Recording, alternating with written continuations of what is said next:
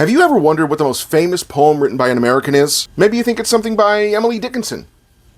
No. Robert Frost, The Road Not Taken. Nope. Edgar Allan Poe's The Raven. Maya Angelou, Why the Caged Bird Sings.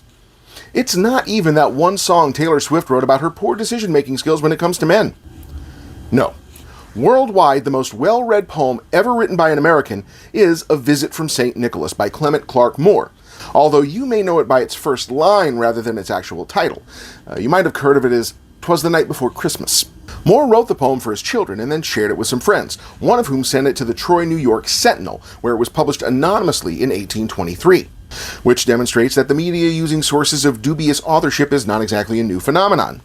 The poem was a huge hit, and other newspapers and magazines started to republish it all over the country, even though nobody knew who the author was. It's kind of like the way BuzzFeed steals posts from Reddit today. It wasn't until 1837 that the poem actually began being published with Moore's name attached to it, and there are still people today who claim that he didn't actually write it. You all know the poem, so I'm not going to go through it, but I do think it's interesting just how much it has shaped our modern concept of Santa Claus.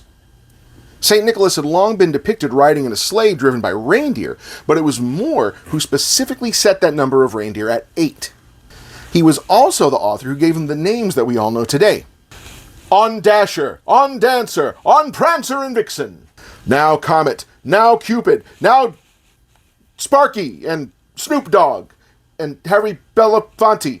The kids know who they are. Another thing Moore did was set Santa's visit on Christmas Eve rather than Christmas Day.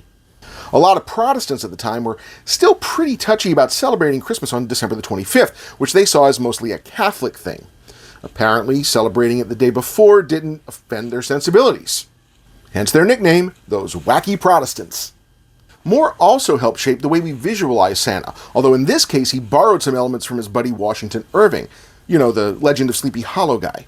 Fortunately, Moore skipped over the flaming pumpkin head and went for some more family-friendly concepts. Things like, he had a broad face and a little round belly that shook when he laughed like a bowl full of... Hey Moore, just at me next time. Anyway, the point is that Santa Claus, as he exists today, was shaped by Moore's ridiculously popular poem. Then, in 1931, artist Harold Sundblom was inspired by the poem when he was hired by the Coca-Cola Company to paint Santa Claus for a series of advertisements.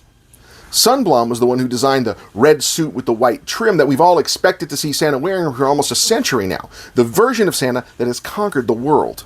Thank goodness AI generators didn't exist in 1931, or our vision of Santa Claus might be a creepy dog with a lifeless tail. I think it's interesting how something that started so small could have such a huge impact on the world. Moore was just writing a bedtime story for his children, and he wound up shaping the way the most popular holiday in the world has been celebrated for 2 centuries now. Whereas if I write something for my kid, it's really just about how he won't let us go to sleep.